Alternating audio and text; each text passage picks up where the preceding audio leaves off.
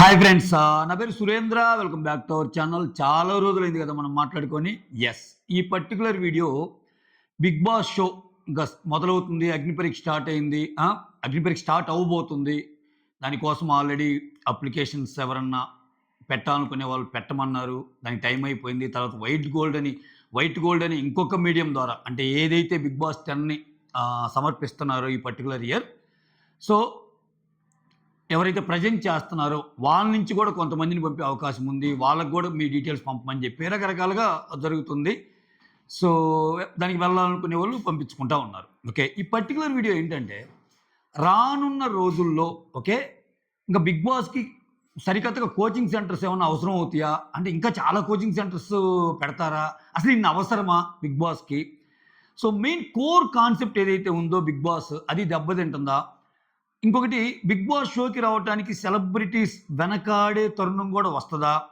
So big boss షోకి రావడానికి celebrities వెనకాడకపోయినా business యాంగిల్లో ఆలోచించినప్పుడు, వాళ్ళకి బిజినెస్ వర్కౌట్ అవుతున్నప్పుడు వాళ్ళు తీసుకోబోయే డెసిషన్స్ ఎలా ఉండబోతాయి, కామనర్స్ వల్ల వాళ్ళకి మెయిన్ అడ్వాంటేజ్ ఏంది, ఇవన్నీ ఈ వీడియోలో మాట్లాడుకుందాం. ఓకేనా? సో వీడియోస్ నచ్చితే ఓకే, మొత్తం చూశాక నచ్చితేనే ఒక లైక్ కొట్టండి. కొత్తగా ఎవరన్నా చూస్తున్న వాళ్ళు ఎవరైనా ఉంటే వీడియోస్ నచ్చాక సబ్స్క్రైబ్ చేసుకునే ప్రయత్నం చేయండి. ఎస్, ఇక్కడ అగ్ని పరీక్ష అసలు కోర్ బిగ్ బాస్ కాన్సెప్ట్ ఏంటి? కోర్ బిగ్ బాస్ కాన్సెప్ట్ ఏంటంటే సెలబ్రిటీస్ చాలా మందిని ఒక ఇంట్లో పెడితే ఓకే, వాళ్ళు ఎలా బిహేవ్ చేస్తారు, ఓకే, వాళ్ళ యాటిట్యూడ్ ఎలా ఉంటుంది, they are being themselves or ఏమైనా నటిస్తున్నారా, ఇవన్నీ చూసి వాళ్ళల్లో ఎవరికైతే నచ్చుతారో వాళ్ళకు ఒక ఓటింగ్ పెట్టి, వాళ్ళు ఎక్కువ ఓటింగ్ వచ్చిన వాళ్ళు విన్నరు, కొంచెం తక్కువ వచ్చిన వాళ్ళు రన్నరు, ఇంకొంచెం తక్కువ వచ్చిన టాప్ 3, ఆ తర్వాత టాప్ 4, ఇది ప్రాసెస్. సో దీనికి బాగా అట్రాక్ట్ చేసే ఒక ఇదేంటంటే మెయిన్ సెలబ్రిటీస్. ఎంత లేదనుకున్నా మనము దైనందిక జీవితంలో చూసే సెలబ్రిటీస్ అసలు రియల్గా ఎలా ఉంటారు, సినిమాల్లోనో సీరియల్స్లోనో కాదు, రియల్గా వాళ్ళకి ఇంట్లో ఉంటే ఎలా ఉంటారు అనేది కొంచెం ఇంట్రెస్టింగ్ ఫ్యాక్టర్. సో అసలు స్టార్ట్ అయింది ఇది బిగ్ బాస్. సో వాళ్ళు ఎలా బిహేవ్ చేస్తారనేది కాన్సెప్ట్. స్లోగా అది ఏ రేంజ్కి వెళ్ళిపోయిందంటే, నేను ఎందుకు చెప్తున్నా అంటే, ఇది ఇన్ని బిగ్ బాస్ కోచింగ్ సెంటర్స్ అవసరమా అని అగ్ని పరీక్ష పెడుతున్నారు. అగ్ని పరీక్ష పెట్టాక అగ్ని పరీక్షలో నుంచి కొంతమందిని తీస్తున్నారు, కొంతమందిని తీసి మళ్ళా మెయిన్ షోకి పంపిస్తున్నారు. అంటే ఏంటి ఇక్కడ, బిగ్ బాస్ షో స్టార్ట్ అయినప్పుడు ఎవరైతే ఇనీషియల్గా వస్తారో నా దృష్టిలో వాళ్ళే వైల్డ్ కార్డ్స్. ఎందుకని అంతకంటే ముందు మనం బిగ్ బాస్ కంటెస్టెంట్స్ని చూస్తున్నాం అగ్ని పరీక్షలో. ఇంకా బిగ్ బాస్ స్టార్ట్ అయ్యాక తర్వాత వచ్చే సెకండ్ వైల్డ్ కార్డ్స్, అంటే నార్మల్గా బిగ్ బాస్ షో స్టార్ట్ అయ్యాక వైల్డ్ కార్డ్స్ అని వస్తారు చూసారా, అది wild cards, second set of wild cards అంట నేనైతే. ఎందుకని అంతకు ముందే అగ్ని పరీక్ష ద్వారా చాలామంది కంటెస్టెంట్స్ మనకి పరిచయం చేస్తున్నారు. సరే చేశారు ఓకే. సో ఇప్పుడు కోర్ కాన్సెప్ట్ అనేది దెబ్బ తినకూడదని నేను ఎందుకు అంటున్నా అంటే, బిగ్ బాస్ కోర్ కాన్సెప్ట్ ఏంది? సో నువ్వు శారీరకంగా, మానసికంగా, ఇంకా చాలా రకాలుగా ఒక మనిషి ఎలా ఉంటాడో టెస్ట్ చేయటమేగా. సో ఇది ఎలా తయారవుతుందంటే, ఇప్పుడు అగ్ని పరీక్ష షో తీసుకో, కామనర్స్ని తీసుకోవాలి. కామనర్స్ని తీసుకోవడానికి నేను ఎగనెస్ట్ కాదు మిత్రమా, కామనర్స్ని తీసుకోవాలి. సో ఇదివరకు ఎలా జరిగాయి, కామనర్స్ కోసం ఒక అప్లికేషన్ వేయమనేవాళ్ళు, వాళ్ళ అప్లికేషన్ వేసాక వాళ్ళనే మీరే ఇంటర్వ్యూ చేసి కొంతమందిని సెలెక్ట్ చేసి మీరు పంపించారనుకో, అది వేరు. ఇక్కడ ఏం జరుగుతుంది, అగ్ని పరీక్ష అనేది పెట్టి ఒక ముగ్గురు జడ్జెస్ని పెట్టి మీరేం చేస్తున్నారు ఆ షోలో, ఇలా ఉండకూడదు, ఇలా ఉండాలి. ఇప్పుడు బెస్ట్ ఎగ్జాంపుల్, ఇప్పుడు మన నవదీప్ ఊరి నుంచి వచ్చావా అని ఒకసారి డైలాగ్ అంటాడు, దానికి చాలా చర్చకి దారి తీశాక తను ఎక్స్ప్లెనేషన్ ఇస్తా, ఇంతకంటే దారుణమైన జరుగుతుంటాయి అక్కడ, అన్ని మాటలకి రెడీ అయి ఉండాలి, సో ఆ కసి పెంచడానికే నేను ఇలా అన్నాను అనేది ఒక ఎక్స్ప్లెనేషన్ ఇస్తాడు. ఫైన్. అంటే ఏంటి, బిగ్ బాస్ షోలో నువ్వు ఎలా ఉండాలో ఒక కోచింగ్ ఇచ్చి పంపిస్తున్నావు. బిగ్ బాస్ షోలో నువ్వు ఎలా లిటరల్గా అగ్ని పరీక్ష అంటే ఏంటి, సరే చాలామంది కామనర్స్ వచ్చారు, దాంట్లో వాళ్ళ బలాబలాలను బట్టి, వాళ్ళ ప్రదర్శన బట్టి ఒక ముగ్గురిని తోసారనుకో, అది వేరు, ఒక నలుగురిని ఐదుగురు. ఇక్కడ ఏం జరుగుతుంది, నువ్వు ఇలా ఉండాలి, నువ్వు ఇలా ఉండకూడదు. సో ఇక్కడ మళ్ళీ దాంట్లో కూడా మనం కామనర్స్ గ్రూప్ నుంచి వెళ్తున్నాం కాబట్టి, మేము జడ్జెస్గా ఉన్నాం కాబట్టి మీరు ఖచ్చితంగా గెలవాలి, ఆ గెలవటానికి ఇవి ఫాలో అవ్వాలి అనేది ఒక ఈక్వేషన్ కింద మారినప్పుడు, అంటే ఏంటి అంటే నీ సహజ శైలికి భిన్నంగా, సో ఓకే ఇలా ఉంటే పనికిరాదు కాబట్టి ఇలా ఉండాలి అంటే అక్కడ ఏంటి, అక్కడ మెయిన్ టెస్ట్ చేస్తుందే నువ్వు ఎలా ఉంటావు, నీ స్వభావం ఏంటి అనే దాన్ని. అది కాదు ఇప్పుడు ఏంటి. సో కొన్ని ఎలా మాట్లాడాలి, కొన్ని టీఆర్పీ పెంచే విధంగా ఎలా ఉండాలి, కొన్ని వాటిని ఎలా లేపాలి. సో ఇవి ఇచ్చి పంపడం వల్ల core concept of Bigg Boss దెబ్బతింటుందేమో అని నా ఒపీనియన్. ఇప్పుడేంటి ఇది కాకుండా మళ్ళీ ఇప్పుడు వైట్ గోల్డ్ వాళ్ళు మళ్ళీ కొంతమందిని పంపిస్తారంట. అంటే ఇక్కడ రానున్న రోజుల్లో ఏమవుతుంది, బిగ్ బాస్ షోకి అంటే ఇప్పుడు ఆల్రెడీ ఈ అగ్ని పరీక్ష అయితేనేమి, వైల్డ్ కార్డ్ అయితేనేమి, ఈ వైట్ గోల్డ్ అయితేనేమి, వీళ్ళలో ఎంతమంది వేల నుంచి వందల మంది స్క్రీన్ అవుతారు. వందల మందికి జూమ్ ఇంటర్వ్యూస్ జరుగుతాయి. దాని తర్వాత మళ్ళీ ఒక 15 మందిని తీస్తారు. ఆ 15 మందిలో కూడా అక్కడికి వెళ్ళి 5-6 చేస్తారు. ఇది మనం చూసింది అంతే. సో ఇక్కడ ఖచ్చితంగా వీళ్ళలో టాప్ 5లో ఒక 2-3 ఉంచుతారు. బెస్ట్ మనం చూసాం. కళ్యాణ్ ఉన్నాడు, ఇప్పుడు డిమాన్ పవన్ ఉన్నాడు, ఇద్దరు ఉన్నారు. సో అలా అని ఇంకా లేకపోతే వాళ్ళకి మళ్ళీ గిల్ట్ అనమాట. అంటే మనం అగ్ని పరీక్ష కండక్ట్ చేసి మనం ఎంతమందిని పిలిచి టాప్ 5లో మనం కామనర్స్ని పెట్టకపోతే ఇంకేంటి మనకి అని ఇది వస్తుందిగా. సో అందుకోసం వాళ్ళు ఏం చేస్తారు, కొంచెం వాళ్ళు ఖచ్చితంగా ఒక 2-3 ప్లేస్ అవ్వడానికి అవకాశాలు ఎక్కువ టాప్ 5లో. అంటే ఇక మిగిలిన వచ్చే సెలబ్రిటీస్లో మొత్తం మీద ఇంకొక 2-3 టాప్ 5లో ఉంటారు. ఓకే అది. సో నా మోటో టాప్ 5 కాదు. నా మోటో ఎవ్రీ వీక్ వచ్చే నాకు రెమ్యూనరేషన్. ఎందుకంటే కొంతమంది గట్టిగా ఇస్తారు రెమ్యూనరేషన్ సెలబ్రిటీస్కి, వాళ్ళకి వర్కౌట్ అయింది. సో దీని తర్వాత ఏమవుతామా ఏంటి అనేది పక్కన పెడితే ముందు గట్టిగా రెమ్యూనరేషన్ ఇస్తే ఒక 10 వారాలు ఉన్నా కానీ చాలా వస్తాయి. మనం బెస్ట్ ఎగ్జాంపుల్ చూసాం. యాంకర్ రవి లాంటి వాళ్ళు చాలా లాస్ట్ దాకా ఉండకపోయినా ఆయన అందుకున్న రెమ్యూనరేషన్ చాలా ఎక్కువ. చాలామంది అప్డేట్స్ ఇచ్చేవాళ్ళు చెప్తుంటారు కదా, ఆ ఫిగర్స్తో సహా ఎంత అందుకున్నాడు ఏంటని అట్లా. సో ఇక్కడ ఏమవుతుంది, దీనివల్ల బెస్ట్గా డిస్క్రైబ్ చేయాలంటే మనం లాస్ట్ సీజనే తీసుకుందాం. లాస్ట్ సీజన్ ఏం జరిగింది, వైల్డ్ కార్డ్స్గా 5 వస్తే 5 టగటగటగా వెళ్ళిపోయారు. ఒకరు కేరళ నుంచి, ఒకరు మలయాళం నుంచి, ఒకరేమో గౌరవ్ గుప్తా అని హిందీ ఆయన. సో ఇప్పుడు బిగ్ బాస్ అనేది సో పాన్ ఇండియా అయిపోయింది. అందరూ ఎక్కడి నుంచి అయినా రావచ్చు, ఎక్కడి నుంచి అయినా ఆడొచ్చు, అది కాదు సమస్య. సో కొంతమంది మాట్లాడే మాటలు మన వాళ్ళకి అర్థం కావు. పాపం వాళ్ళకు కూడా లాసే. వాళ్ళకేంటి ఎంత లేదనుకున్నా ఎక్కడోళ్ళకే కనెక్ట్ అవటం వల్ల వాళ్ళకు కూడా కొంచెం ఆ డిసడ్వాంటేజ్ ఉంటుంది. సో అసలు ఎవరైనా వీళ్ళు బిగ్ బాస్ వైల్డ్ కార్డ్స్కి ఎవరు వచ్చారా అంటే ఆ పేర్లు కూడా మనం తలుచుకుంటుంటే ఓకే వీళ్ళు కదా అని గుర్తు తెచ్చుకోవాల్సిన పరిస్థితి. అంటే ఒక సీజన్ కాకముందే పేర్లు మర్చిపోతున్నాం. సో నీకు బలమైన ముద్ర వేశారనుకో అలా ఉండదు. ఇప్పుడు సీజన్ 4, సీజన్ 3, సీజన్ 5 ఎందుకు బలంగా గుర్తుండిపోతాయి. అట్లీస్ట్ ఇప్పటికిప్పుడు ఒక 6-7 పేర్లు అడిగినా మనం టగటగ చదువుతాం. అభిజిత్ అంటాం, అఖిల్ అంటాం, మోనాలిసా అంటాం, మోనాల్ అంటాం, శ్రీరామచంద్ర అంటాం, రాహుల్ సిబ్లిగంజ్ అంటాం, శ్రీముఖి అంటాం, రోహిణి అంటాం, ఆశు అంటాం.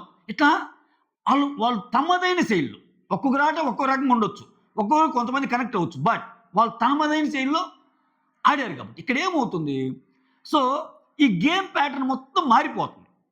కోర్ కాన్సెప్ట్ ఎందుకు మారకూడదు అంటున్నా అంటే నేను ఇప్పుడు కౌన్ బనేగా కరోడ్పతి.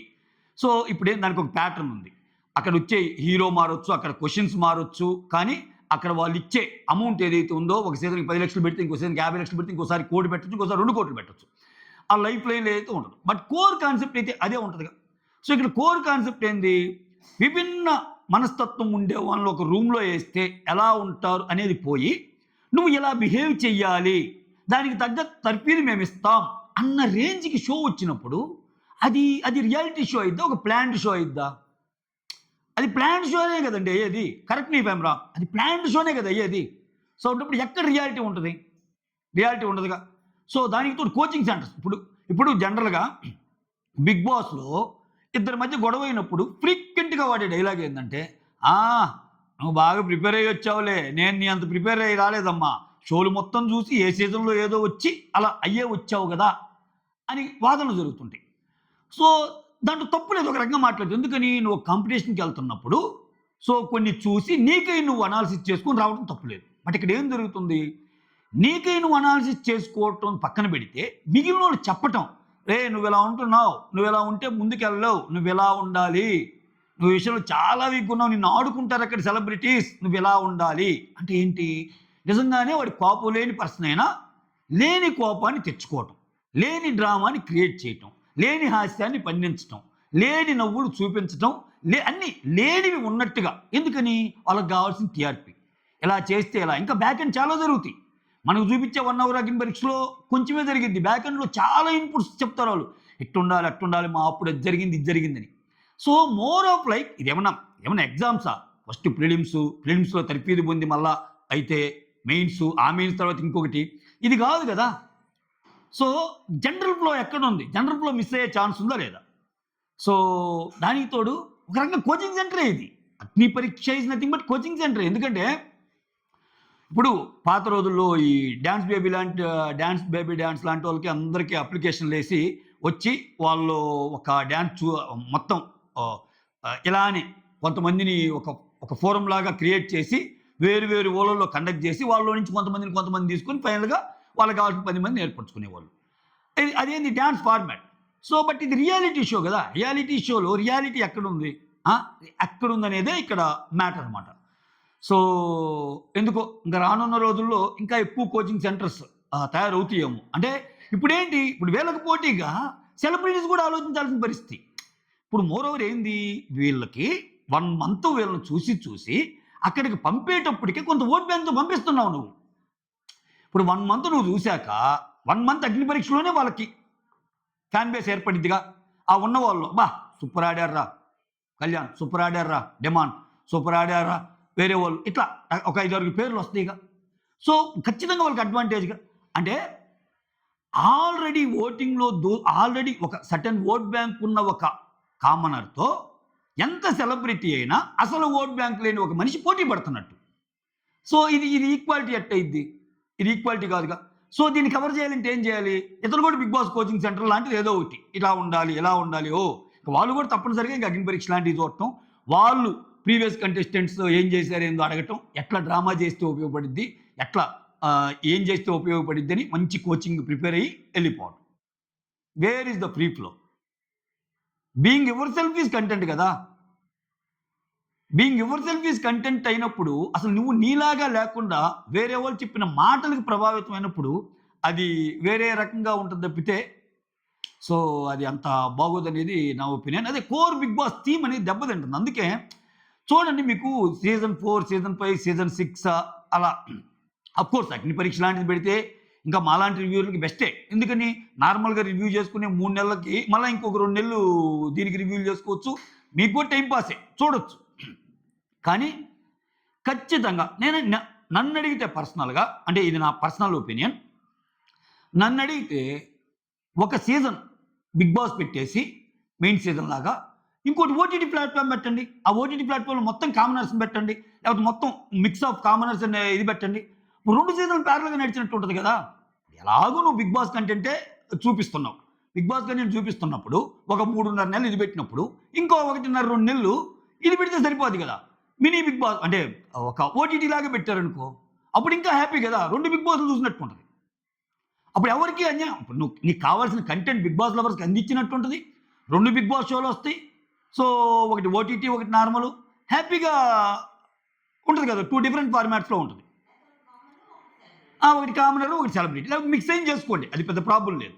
ఓకే. కానీ ఇలా పెట్టడం వల్ల ఖచ్చితంగా ఇది ఇప్పుడు ఆల్రెడీ నువ్విలా ఉండాలి, ఇలా ఉండాలి, ఇలా ఉండాలని తర్ఫీదిచ్చి పోయినోడికి ఏం తర్ఫీదు లేకుండా పోయినోడికి తేడా అయితే ఉంటదా? ఉండదా? దానితో పాటు ఎంతో కొంత ఫ్యాన్ బేస్. వాళ్ళకి డే 1 నుంచి వీక్ 1 నుంచే ఇప్పుడు బెస్ట్ ఎగ్జాంపుల్ సీజన్ 9 అసలు ఆ వైల్డ్ కార్డ్స్ 5 వస్తే 5 టపా వెళ్ళిపోయారు. ఒక్కరు లేరు. కనీసం వాళ్ళు ఎవరన్నా తెలిసిన వాళ్ళ లేకపోతే ఇంకొకలా జనాల్లో కొంచెం బాగా ఉండేవాళ్ళైతే వాళ్ళకి ఉపయోగపడింది. పాపం వాళ్ళకి లాసే వచ్చేవాళ్ళకి కూడా. వచ్చేవాళ్ళకి కూడా లాసే కదా! సో, అది నేను చెప్పాలనుకున్న పాయింట్.